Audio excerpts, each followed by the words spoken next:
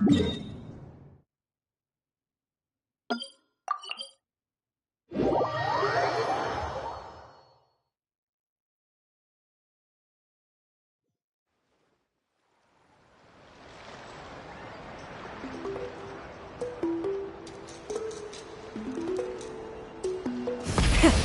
the engines!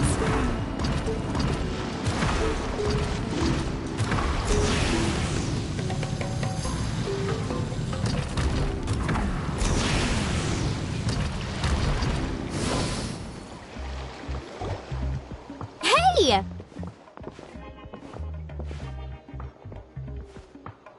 Our guests of honor are here.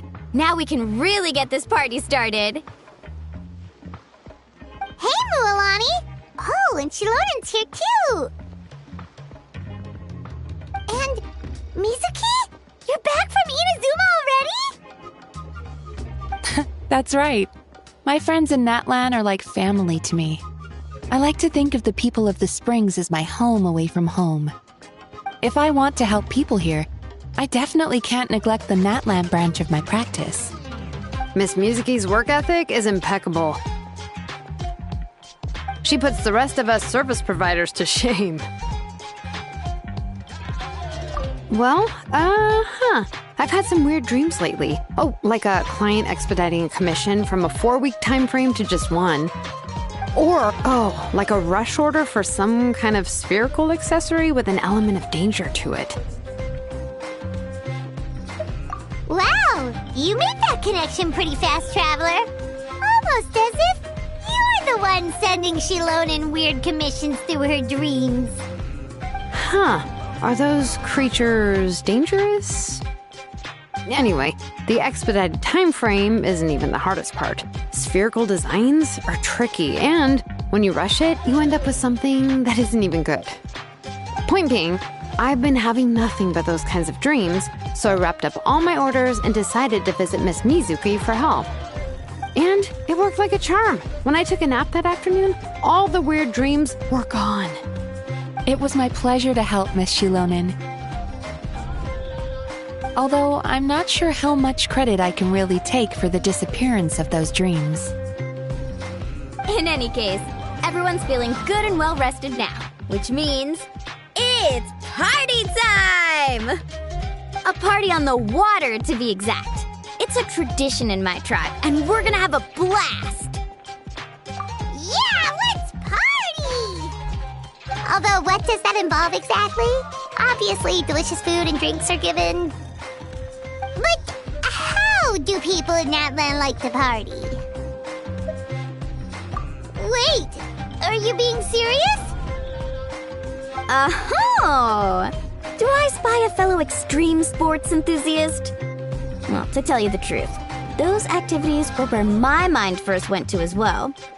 But according to Chief Amina, not everyone likes high adrenaline activities. Even beach volleyball can be dangerous. It's all fun and games until you spike the ball straight into your friend. This event is supposed to be fun, not something that scars people and creates even more work for Miss Mizuki in the process. Well, she does have a point. I'm always happy to help, but I'd rather not have a hand in creating my own patient's trauma. It's better if no one gets hurt. Which is why I came to you for advice. So what's the plan? Well, not everyone has a background in extreme sports, and we don't want that to deter people from participating in this event. As we were chatting, I happened to mention the Mikawa Flower Festival and its more laid-back approach to games, and Miss Mualani really latched onto that idea. So we decided to give Akitsu Haneasobi a distinctive Natlanese twist. The result is Rhythm Ball, a relaxing game that doesn't sacrifice on fun. An Inazuman game with a Natlanese twist? What a cool idea! Wow, and you haven't even heard the band at full volume. You must have a good sense of rhythm. Which, as you can imagine, is perfect for Rhythm Ball. The goal is to smash all the blocks by hitting the balls to the beat of the music. No complex techniques, no safety issues, just instinct. It's a game everyone can enjoy. Of course, with your skill, you could even add extra layers to the music or bring out a new sense of rhythm. After all, different DJs can give the same song a whole new feel. And in a game that involves beats, the player can showcase that same creativity. Who knows? In your hands, the background track could go from an easy listening chill-out piece to something with a trance or artcore twist. Oh, I can't wait to see what you come up with. Yeah, whatever you say. Wow, sounds like something you could do, right, Traveler? Yes, that's the spirit! As long as you and Paimon can play your hearts out, it's mission accomplished. Oh, and I'll grab some snacks and drinks for the rest of us while we watch. Just remember to pace yourself, okay, Traveler? I'm sure you don't want an endless loop of dance-off stage music stuck in your head before bed tonight. Well, thanks, everyone! This sounds like a blast. Plus, if Shilonen's the one DJing an endless loop of music in our dreams, doesn't sound too bad.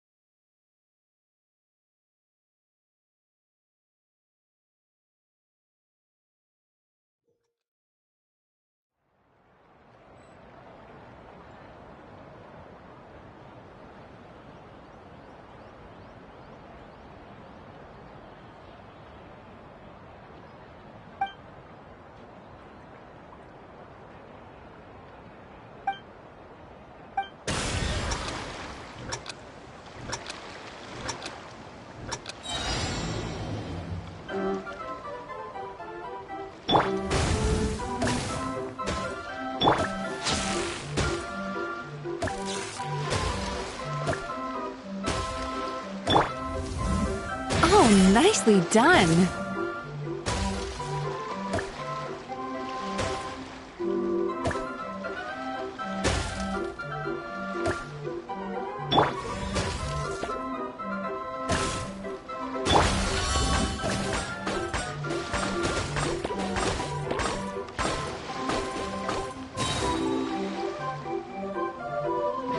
Right on the beat.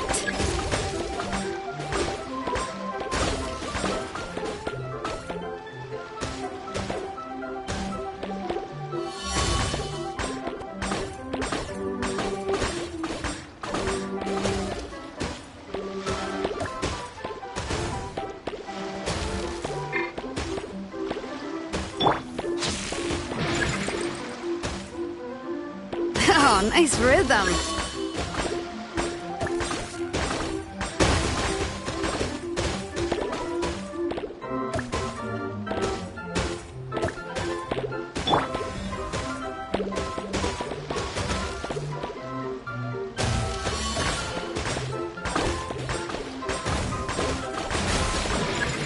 Oh, nicely done.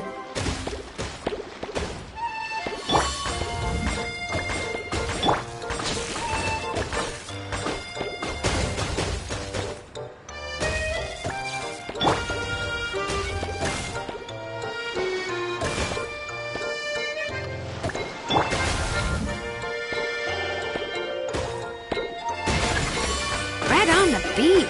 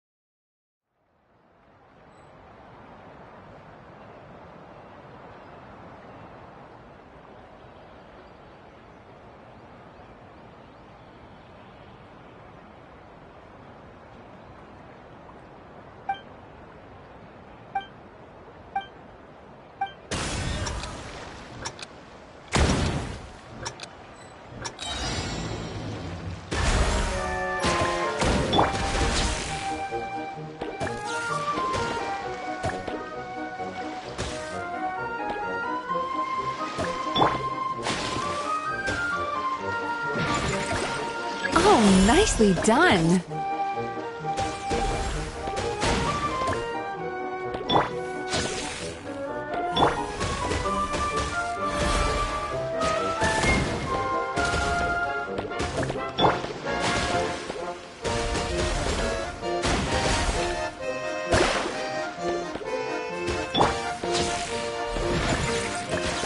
Bravo! Bravo!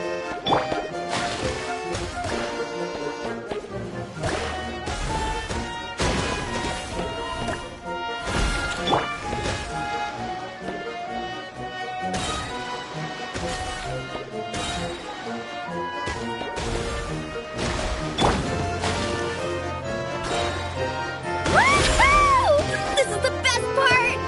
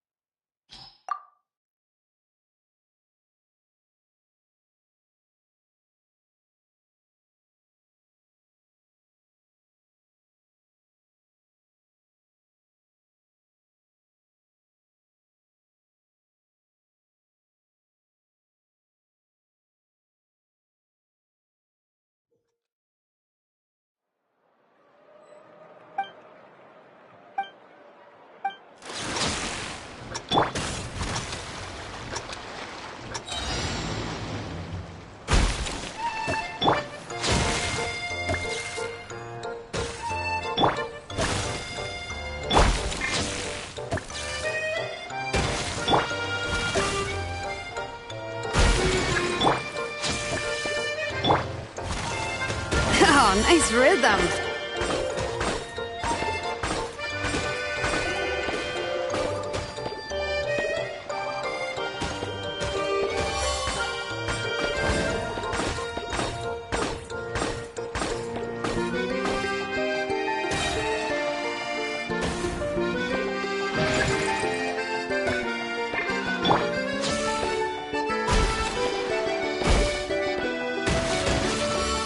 Bravo! Bravo!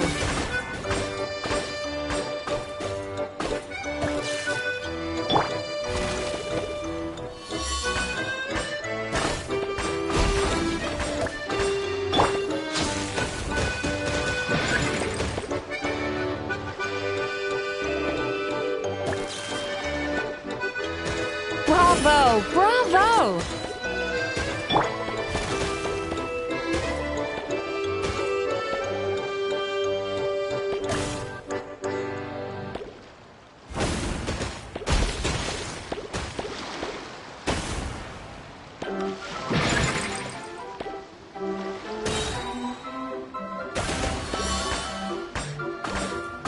Bravo! Bravo!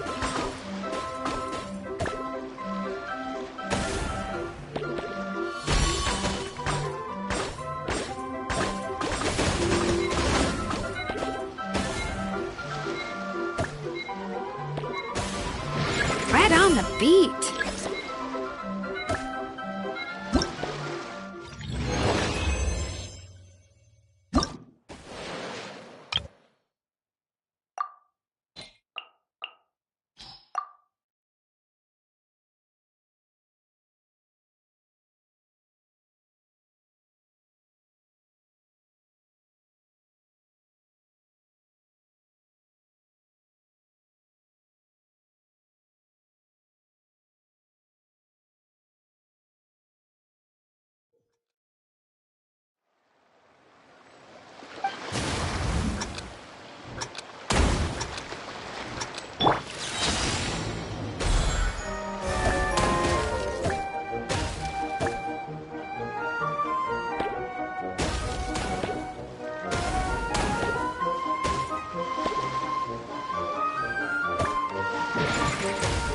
Bravo! Bravo!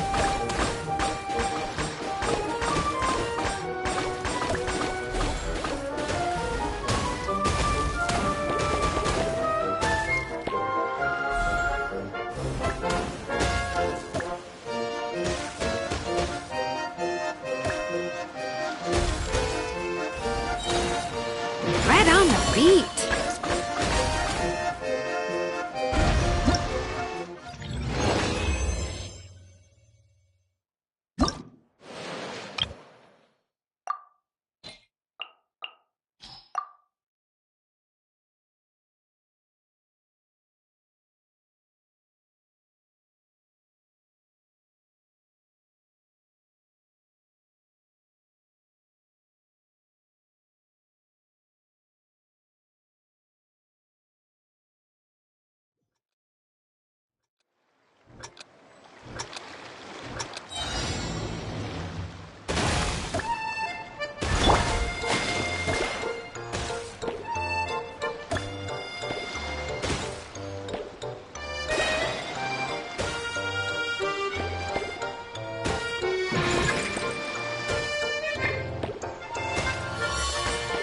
Woohoo! This is the best part!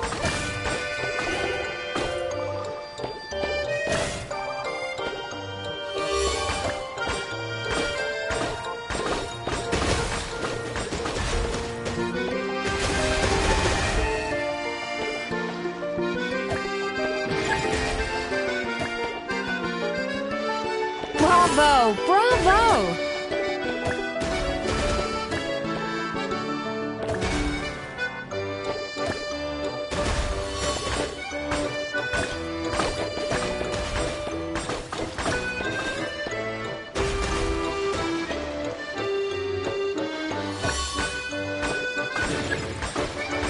Woohoo! This is the best part!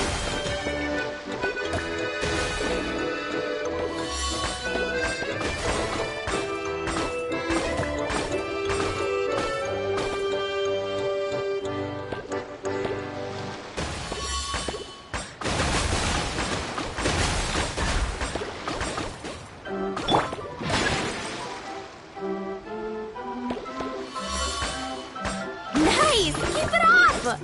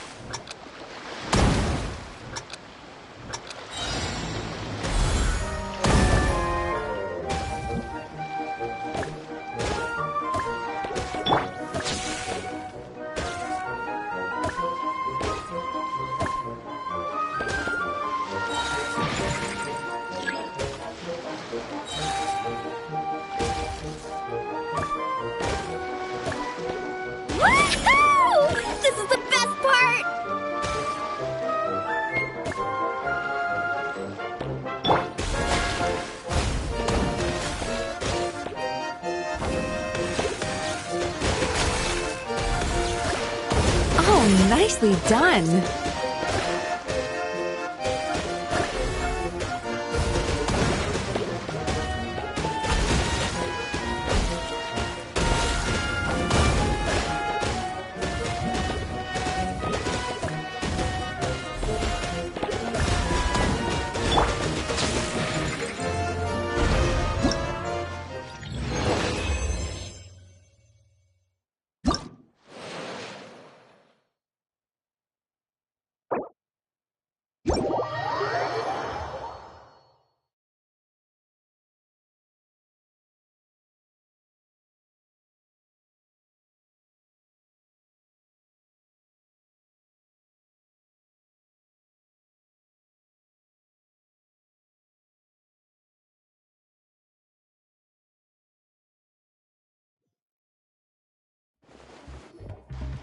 Mizuki! Mizuki! Amina just told me some amazing news. Thanks to the party, the people of the Springs had 40% more visitors than normal. And to think, we barely did anything to promote it. That's great. I also have some good news. Over the past few days, the number of patients at my practice has dropped by 90%. If our goal was to lift people's spirits and give them a space to let go of their worries, I think we can safely say that's a job well done. Then let's go even bigger next time! Add even more games! That way, there's something for everyone. Hot springs if you want relaxation, games if you want fun. Man, as far as vacations go, you can't get much better than that. Hey, Mualani! Say no more. It's written all over your face. You had a blast, didn't you? Are you kidding? An all-you-can-eat self-serve buffet? Paimon was on cloud 9! She had 5 servings of hot spring o'clock! And the Traveler was even more obsessed with the rhythm ball than Paimon with the free food! Honestly, watching you play was quite the spectacle. An expert performance if I ever saw one. You should help me brainstorm the next time we host something like this. We can come up with even more fun games. As far as I know, that does seem to be one of the Traveler's many talents. I look forward to working with you again, Ms. Mualani.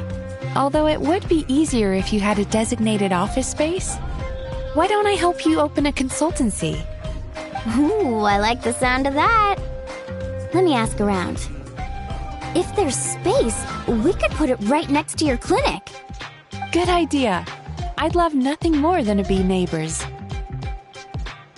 Ooh, all-you-can-eat buffets and hot springs every day? Oh yeah, that sounds like the life. Well, if you had a permanent address, it would be easier to track you down if we need something. Oh, wow. Yeah, never knew the day would come when I'd sound like one of my clients. Oh, Shilonen! The music you picked for Rhythm Ball was excellent. Every time we played the game, we would start dancing before we knew it! Oh, glad to hear it. Well, from what I've observed over the past few days, you have great potential as fusion artists. It could be because you've encountered music from all sorts of different cultures, and when you're immersed in the melody, it's almost like you can incorporate different beats on instinct. The most cutting-edge music often involves some form of fusion, so I have a feeling I'll be coming to you for inspiration one day. Here, I want you to have this. Give it a listen sometime. What is it?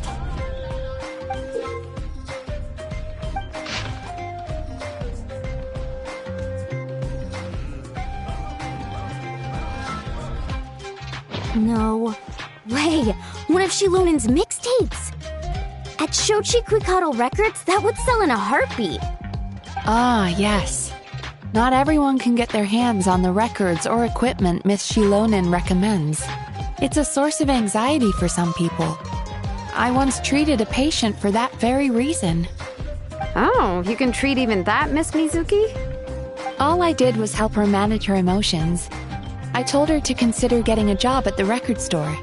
Then she would be one of the first to get information on your latest recommendations. Good idea. I just hope she can keep it to herself. Her job applications are about to become just as hard to snag. Yeah, Paimon can't wait to hear it! Next time, we'll help you come up with an even better game, with music that's just as amazing as this time, of course.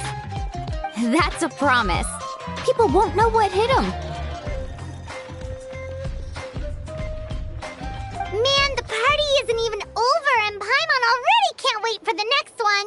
The people of the Springs really know how to live it up.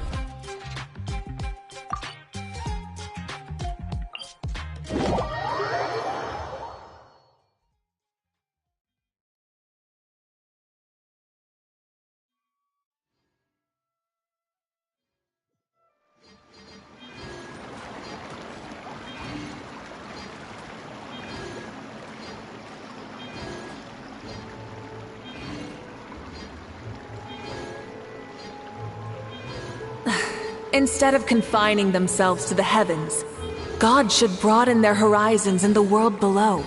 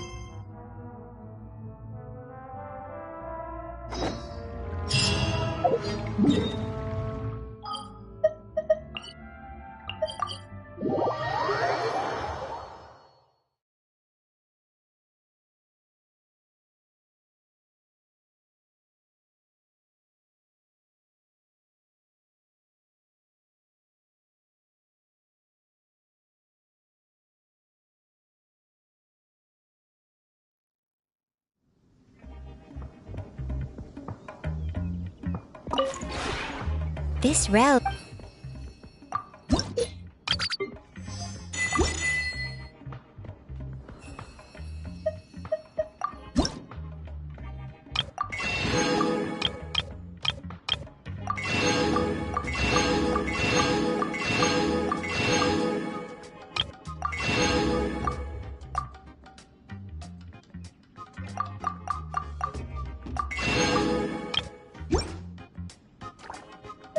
If you ever have any questions...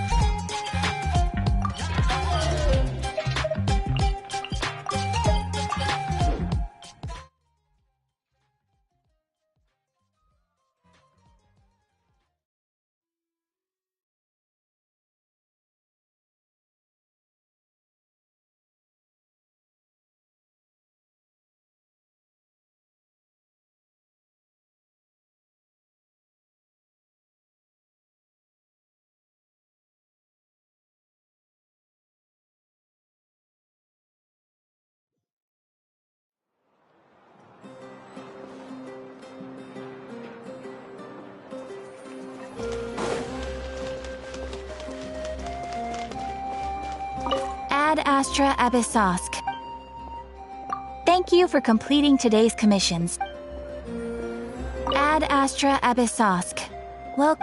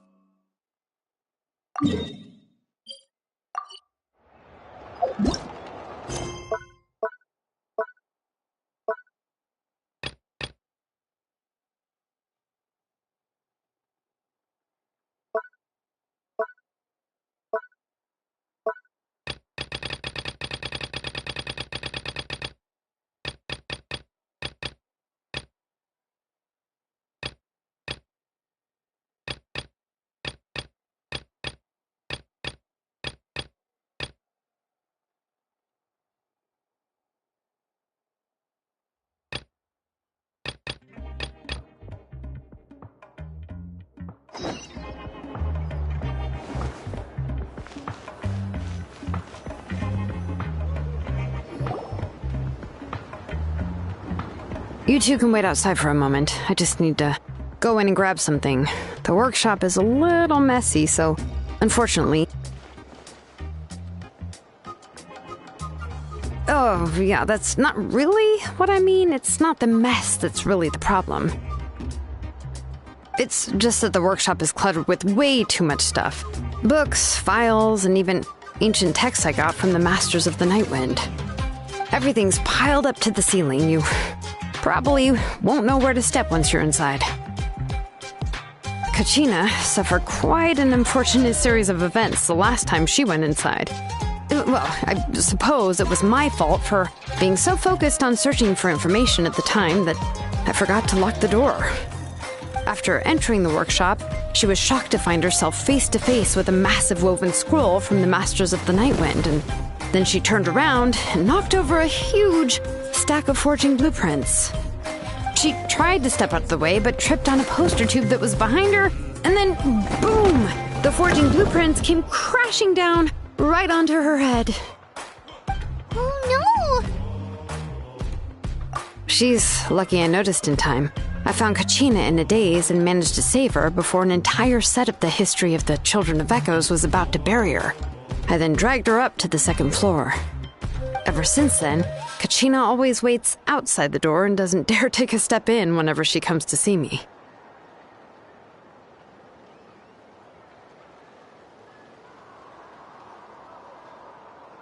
Yeah, you're an artisan and craftswoman after all. We thought there would be weapons and armor hanging all over the place. But it seems more like a library than a workshop. Well, my primary work is forging ancient names, which is much trickier than making swords and tools.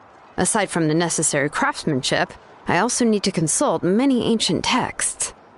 You probably already know that each ancient name represents a certain spirit, behind which are countless related stories to support it. In other words, the essence of an ancient name is the physical manifestation of a certain spiritual will. And as a name engraver, when I'm working on a new ancient name, I'm not only trying to give it a physical shape, but more importantly, I'm also trying to understand the spirit contained within the name. And to do that, I have to collect as many related stories as possible and read through them all. But, as you might know, people tend to add a lot of extraneous details when it comes to stories about themselves. For stories that have been clearly exaggerated or altered, I must gather other related stories and information as cross-references. This way, I can filter out all the absurd and exaggerated details and restore the person's life to its true nature. Only in true stories can you find the authentic spirit. And this is the only way for the spirit to become an ancient name that matches its essence. We've heard about the concept behind ancient names before, but after hearing you explain the details, Paimon can't help but think that ancient names are really powerful. Well, no matter how powerful ancient names could be, they would never be able to suddenly turn into a blade or allow you to smash through an entire cliff in one punch. It's just a form of spiritual power that's passed down from generation to generation. It doesn't have those kinds of physically tangible effects. Well, take your own names, for example. From the moment you appeared in this world, some person had already prepared a blessing for you. And that person then condensed this blessing into your name and gave it to you as a gift. It may feel like the moment you received your name is already in the past, but it will always stay with you and move with you in the future. Names are blessings for the future from people standing in the past. Well, that's what Auntie once told me. And with this blessing, people will become more confident as they walk into their future. To put it another way, it's like having a lamp in your hand as you walk through the darkness of night. Oh, Paimon gets that. If you're alone when you're walking in the dark, it's easy to get scared and tired quickly. But if someone else is walking with you, then it won't be nearly as scary. And, well, you might still get tired, but it'll still be a whole lot better than walking alone. The Traveler always has Paimon by her side, though, so she'll never have to worry about that. Oh, Paimon sure many wish they could be in your shoes, Traveler. Paimon's always flying, of course it gets tiring. But we're getting off topic. We can talk about that later. Anyway, this is what Plisoli told me when I was training as a name engraver. And to be honest, I've only understood 20% of what she said at most. I've never been able to figure out the rest. But doesn't that mean you basically don't get it? Well, that's not entirely true. Auntie and I have at least come to a consensus on the most important thing. You know what? I am sick of talking. We can talk about all of this later. Please, wait a moment while I grab my things.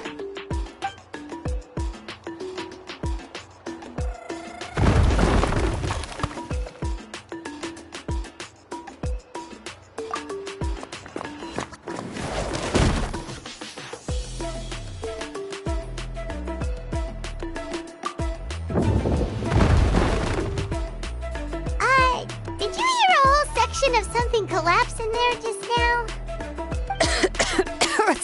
It's fine, it's fine. It was just a bunch of very old ancient name records. I've already made copies of them. I kept this set of phlogiston wedges in the back, so it wasn't easy to take out. I had to resort to brute force. Come on, let's go disassemble the central inscription. It shouldn't take long.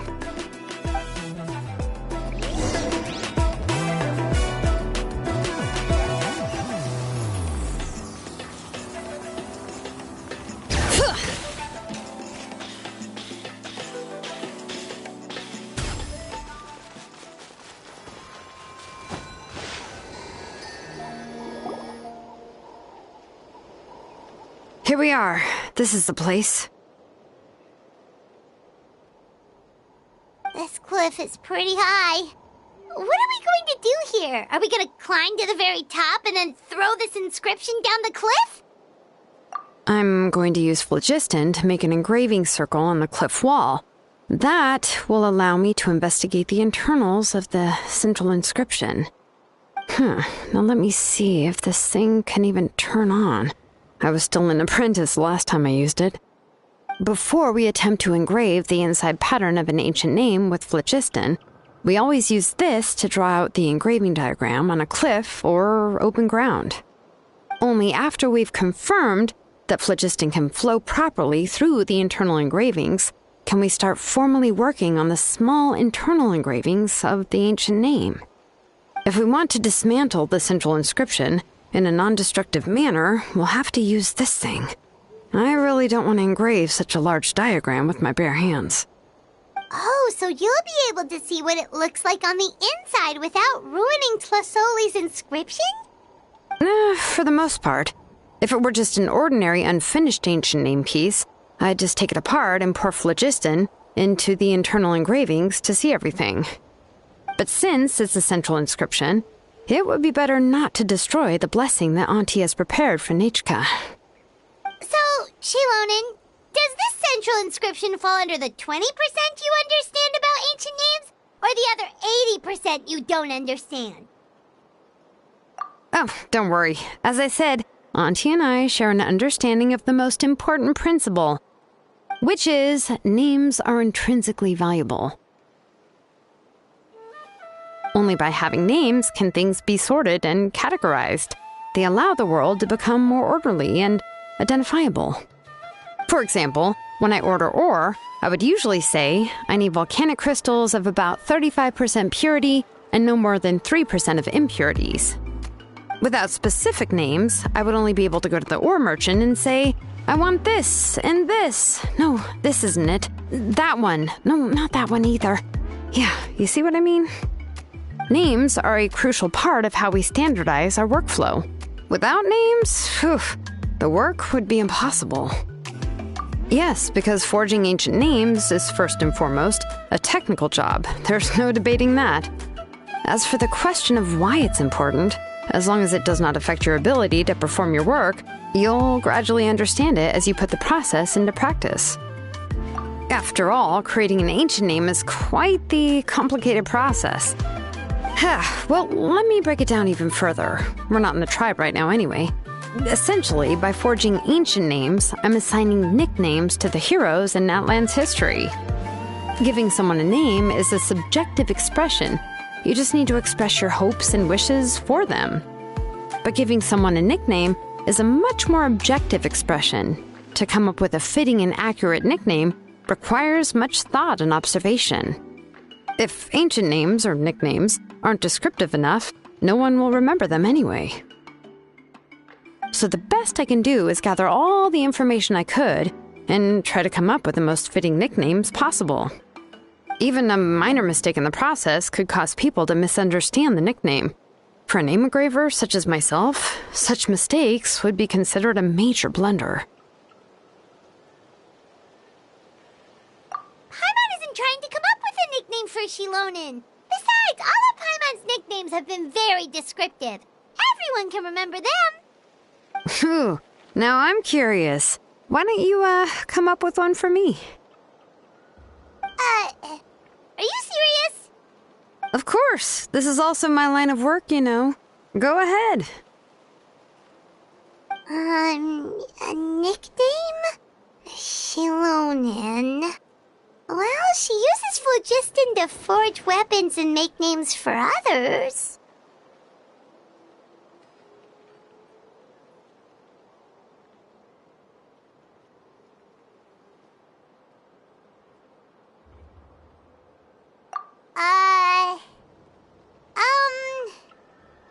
Smith?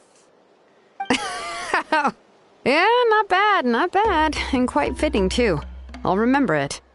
But, you should keep observing my work, Paimon. Maybe you'll come up with an even better nickname. Right, okay. Time to make like a smith and start smithing. Watch closely.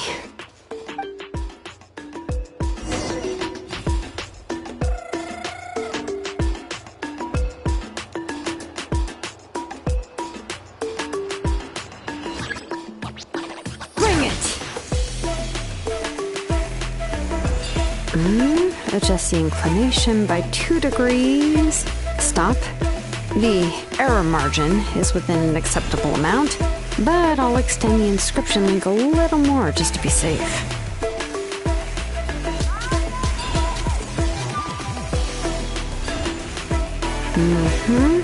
I'll leave some space here, and when the linked engravings are activated, the inscriptions here will overlap with each other.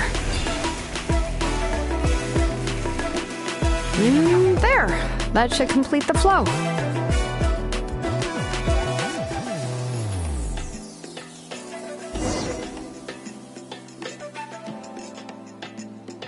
Amazing, Shilonen! You were running all over that cliff as if it was flat ground!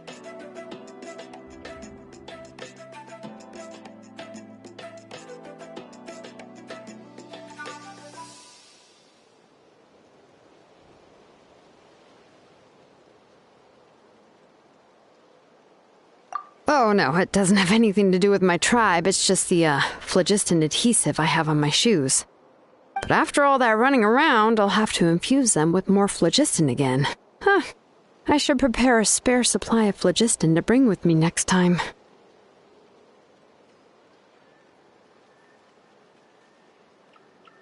More or less, yeah. I usually have at least the key equipment on hand. I can show them to you when we next find the time, but let's get to work first.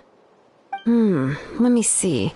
Start with Anchor 1 and activate it with Density 3 phlogiston.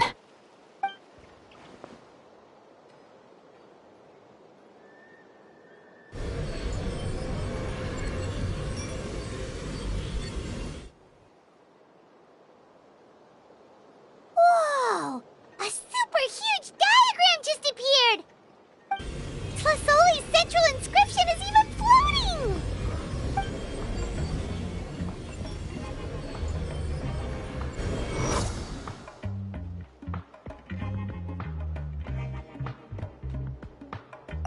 So are you done checking the inscription, Shilonen? How does it look? I didn't find any anomalies in the phlogiston engraving. All the adjustments are indeed based on ancient name engraving techniques.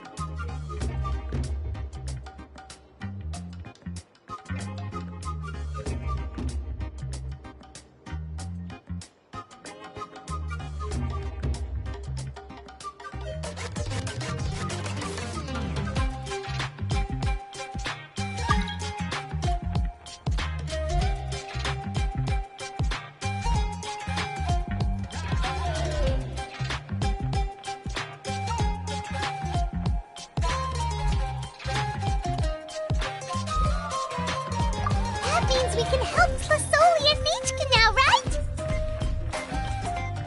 Well, probably, but I have good news and bad news.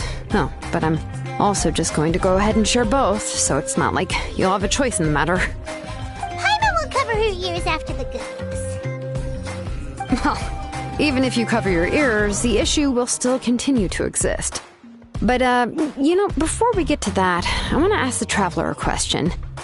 What are your thoughts on absorbing memories?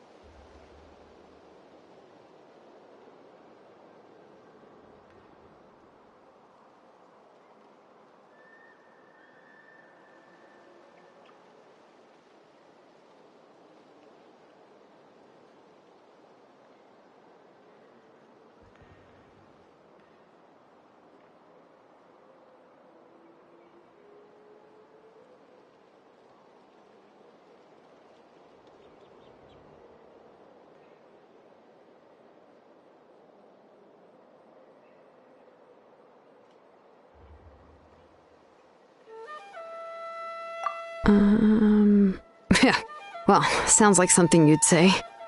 But if you ask me, there's a problem with what Auntie said.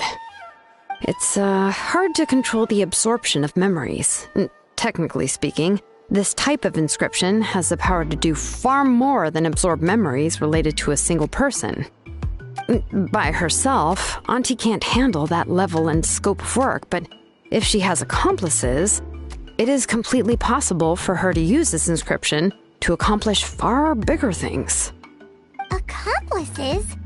You make it sound like she's committing a crime!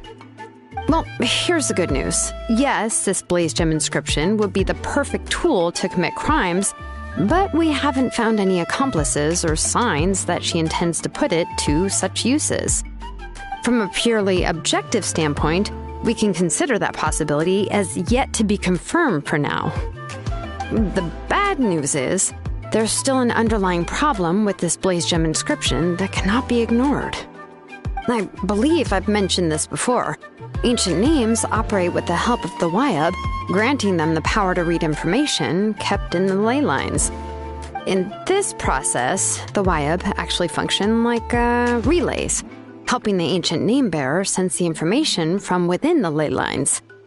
If you remove the Wyab from the process and don't use any tools, then finding a specific story is akin to trying to scoop up a specific grain of sand from a rushing river. Yeah, exactly. Anyone who attempts to do so will likely lose most of their cognitive function or become a babbling madman who talks to themselves all day long. Now, let's consider the memories that Auntie has gathered as the ley line, and Nechka as the only ancient name-bearer of this ley line. There's no way Auntie would let Nechka plunge into the river of memories without any tools. She'd only be overwhelmed by the surge of memories. And considering that Nechka has forgotten all of her past, she'll be unable to work on her own to accurately find the correct past. Only Aunt Felisoli can help her filter the correct memories of her past. So, if my hypothesis is correct, Auntie is actually planning on turning herself into Nechka's Wyab to help her extract the corresponding memories in the different situations she may face. In an ideal world, this would be perfectly fine. As long as every extracted memory is correct, Nechka would essentially be getting her past back. And I also believe that there won't be any mistakes in everything that Auntie remembers about Nechka. But Auntie is not a Wyab. Her body won't be able to handle the load for long. But how can we solve this problem? No matter how we try, Tlasoli will... Names are blessings for the future from people standing in the past. I've also made up my mind. Come on, let's go see Auntie.